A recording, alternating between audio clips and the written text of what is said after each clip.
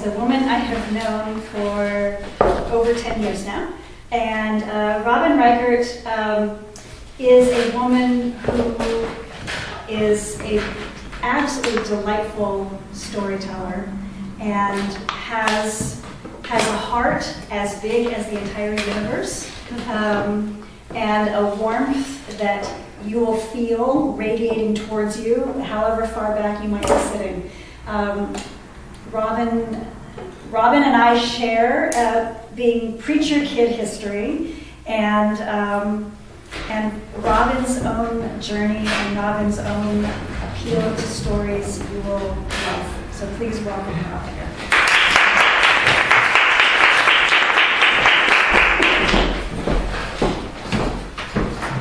Oh my gosh, thank you. Now who's embarrassed?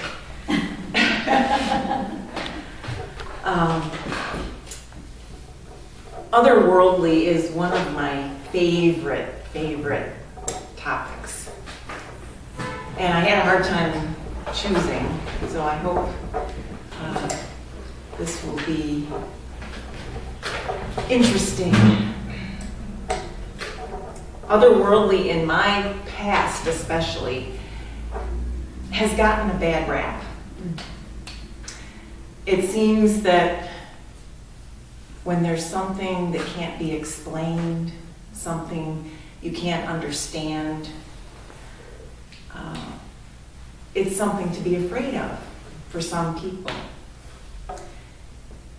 And in my world, I've come to know otherworldly as just life. It's just what's all around us, and many people that I know have had experiences that can't be explained. Many years ago, I watched in horror as a very good friend of mine, who she gave me permission to use her name, Dina, was stomping away, and there was heat rolling off of her that I was in the stream of as I was trying to grab her back with words, and the words were not doing any good. She got in her car and drove away, and that was the end of what could have been a day of girl talk and lunch and all of those kind of things. And I drove home with the tears just streaming down my face, saying, why did this happen? And I got home and I was pacing, and just still those flames were burning inside the fire that started there. And the thing that I do when I'm in that state is I need to do something physical. I want to dance or take a walk, and I chose taking a walk. And I'm walking along, and it wasn't too far from the house, and I'm still thinking, why? And I stopped and I called out and I said, all right, if there's a God, whatever you are, I need to see you right now. I want to see you right now. I've got questions. And I need to see you. I need to know if you're real or not. You can send an angel. I'm not picky. But I need some evidence. And after I said my piece, I was walking, and I walked a really long way, and I was finally, that fire was starting to cool. That's what walking does for me. That's what nature does. Cools the fire.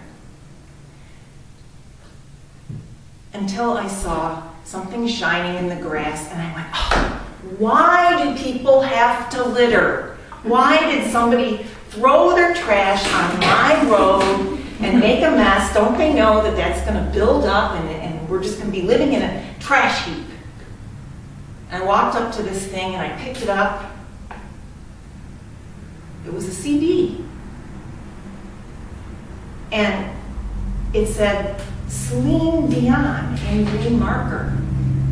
And I flipped it over. It didn't have a scratch on it. And I thought, well, I guess they threw it out the window because when they tried to burn the copy, they made a copy of the album. It didn't work. But I was curious. I'd heard of Celine Dion. I'd heard a couple of her songs on the radio, but I really didn't know much about her genre, the kind of music that she did. And I thought, well, let me go home and see if it works. So I went into the house, went straight to the boombox. I sat down and pushed play. And this is what I heard.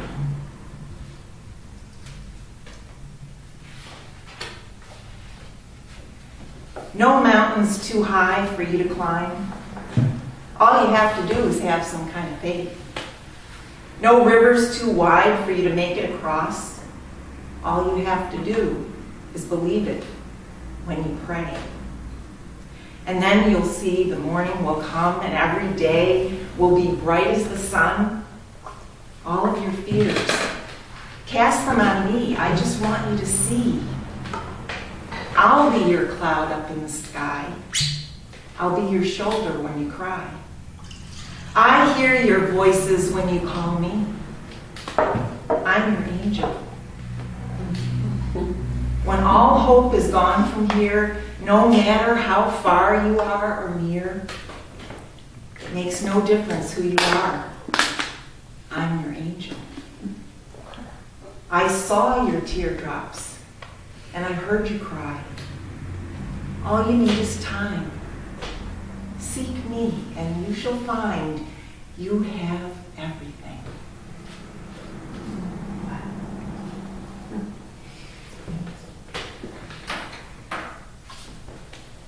After that, there were tears streaming down my face, and it brought to mind a dream that I had had a month or so before.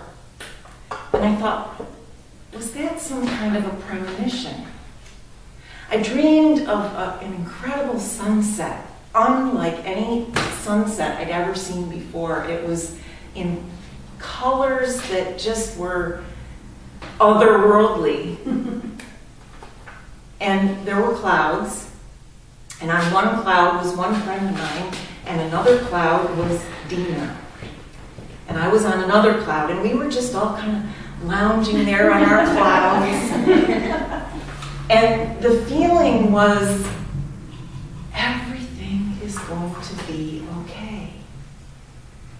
It's all okay.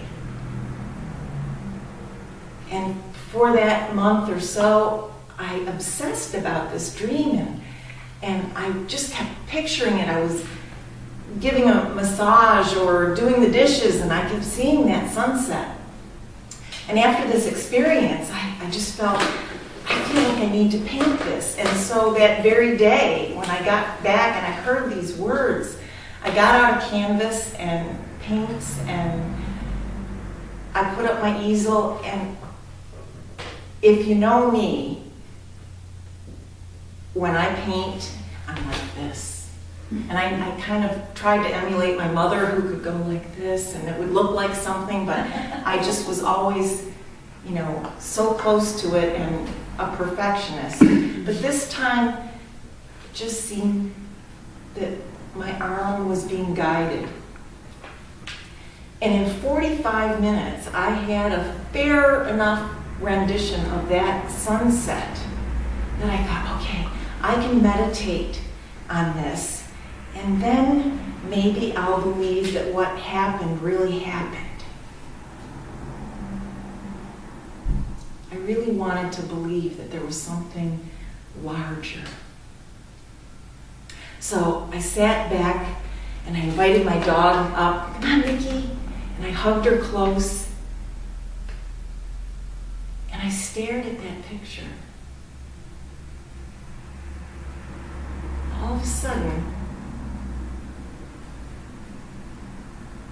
looks like an angel in the cloud.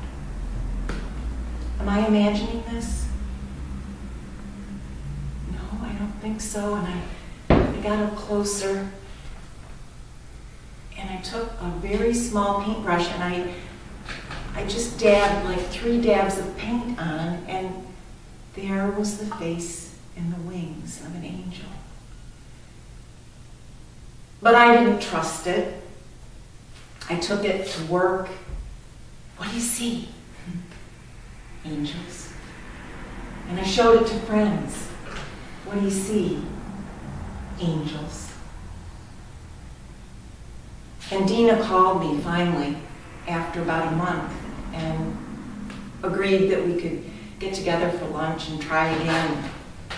And I took the painting and I said, what do you see? Angels. And we hugged each other and said that angels healed our friendship.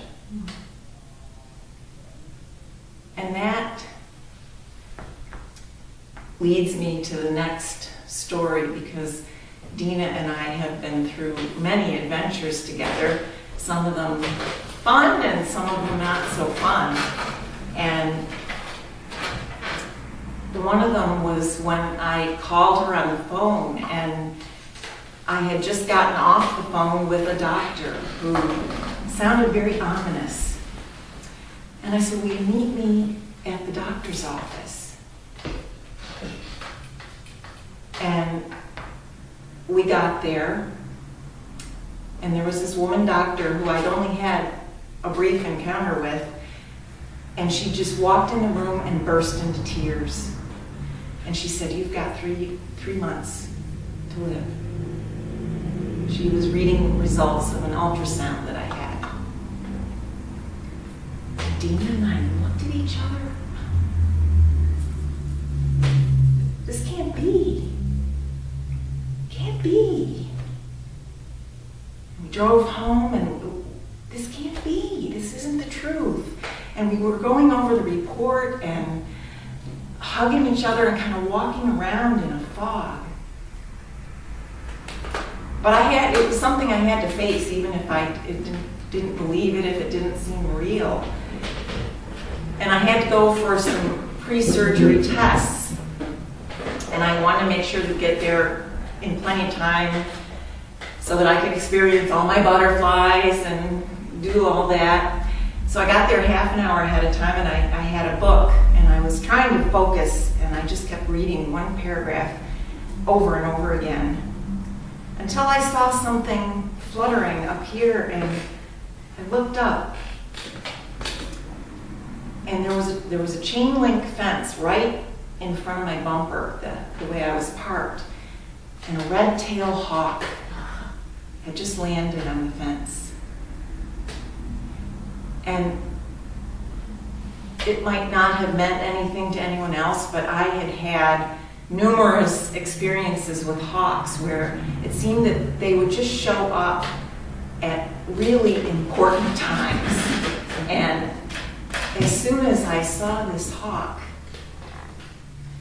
I said, "How, Kola, Satan Wakan," which is Lakota for hello, friend, hawk, holy hawk. In the Lakota, there is this world and there is the spirit world, but they're connected. They're all the same, and there is really nothing to be spooked about. And I saw this hawk, and immediately something changed. The hawk was looking off at an angle, and his eye was facing me, and I just stared, and it felt like he was staring back, and he started to flutter his wings, and I thought he was going to fly off in that direction, but instead he turned all of a sudden, and he flew right over the driver's seat, so close that if the windshield hadn't been there, I could have reached out and touched him.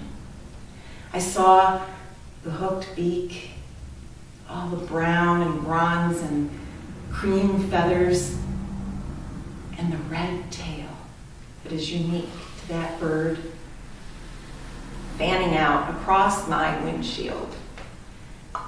And I suddenly felt like, oh, it's going to be okay.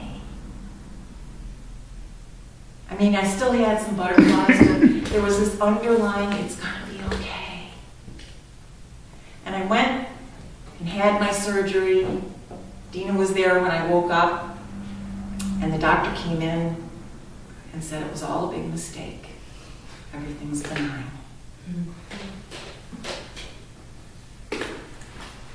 And I couldn't wait to get back to walking. It was a lower abdominal surgery, and the first walk I took was like this. And I thought, oh no. I walked about 75 feet and had to turn around and was exhausted. But each day, my motivation was Satan Wakan. Because all the walks that I have taken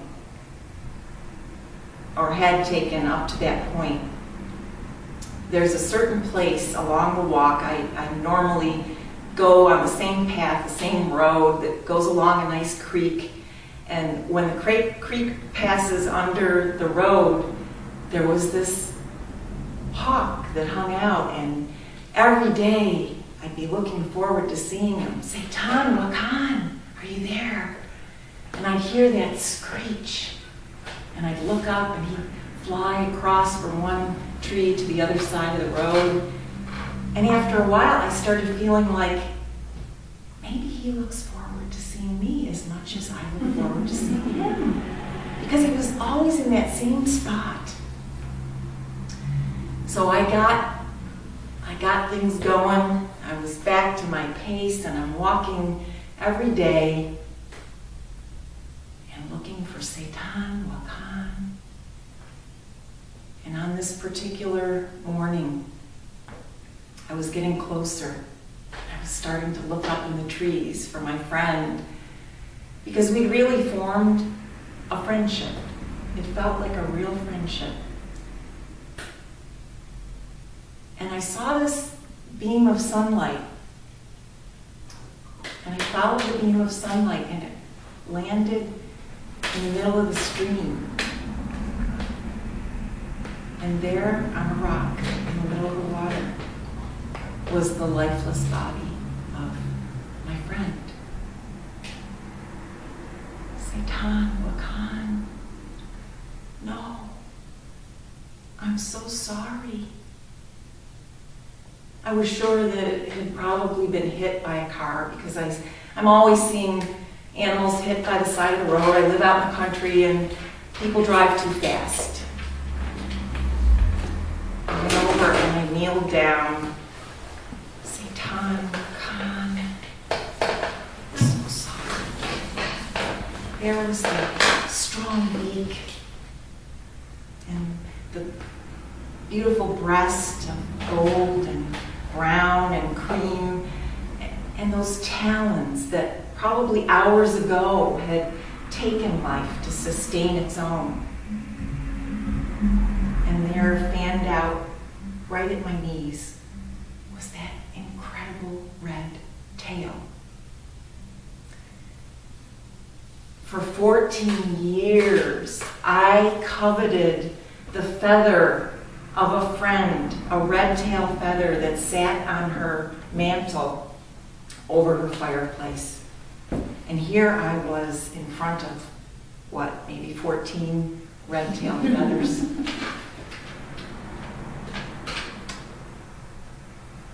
I reached out and I started to tug.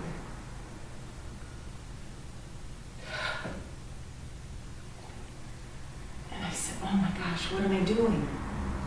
I'm trying to take a feather from my friend. My friend. And tears started to run down, and I heard a voice. And if you know me, I hear a lot of voices. And if I listen to them, usually very good things come of it. And this voice said, if you give me a proper burial, I will give you a feather. So I ran home, and breathless, I grabbed a box and some other supplies. I got in my car, and I drove back. I picked up Singala, Seitan Wakan, and put him in the box. I drove home. I dug a hole in a very special place in the back of my property. And I began a funeral service, Lakota style, as I had been taught, Lakota Sioux, Native American. I placed the body on a square of red cloth. The red is said to protect that which is holy and sacred. And in the Sioux tradition, everything is holy and sacred. I took some tobacco and sprinkled it. I took some white sage leaves and crumbled them. And I wrapped the body. Singala, Seitan Wakan, I'm so sorry. I will miss you. I will miss our friendship. Goodbye. I burned a little sage to honor this life and placed him in his grave.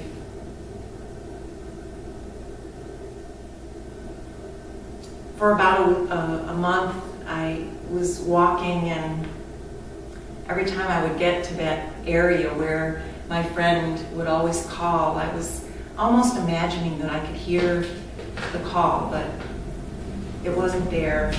And there was a very strong sense of loneliness that I wasn't seeing this being anymore. And one day I got up, and contrary to my normal fashion, if I'm getting ready for work or I've got a lot of things I want to get done, I usually take that same road over and over. I can't tell you how many hundreds of times I've walked that same road. But this morning, I felt a pull coming from right here to go up in the woods. It was as though there was a cord that was being just wound around a cable, and just I was being pulled into the woods. And my dog used to love going in the woods because I wouldn't put her on a leash. She could run and do all her dog sniffing and exploring, and I knew she would stick by me, and I didn't have to worry about cars. So we walked to the back of the yard, and there is this sort of curtain where there's a wall of trees, and every time I step through that wall of trees, I get that peaceful, calm sense. And it's about 50 feet up to a deer path that I normally start on and then follow it in various directions through the woods. And I saw another beam of sunlight coming through the trees. You know what that looks like when there's just a haze and you can see that beam and it's like a spotlight. And I was walking up toward the deer path, and I'm following that beam of sunlight down onto the path. And there it was, spotlighted in that sunbeam, the red-tailed hawk feather. And I picked it up. Seitan Wakan. Pilamia, which means thank you. You kept your promise. Maybe now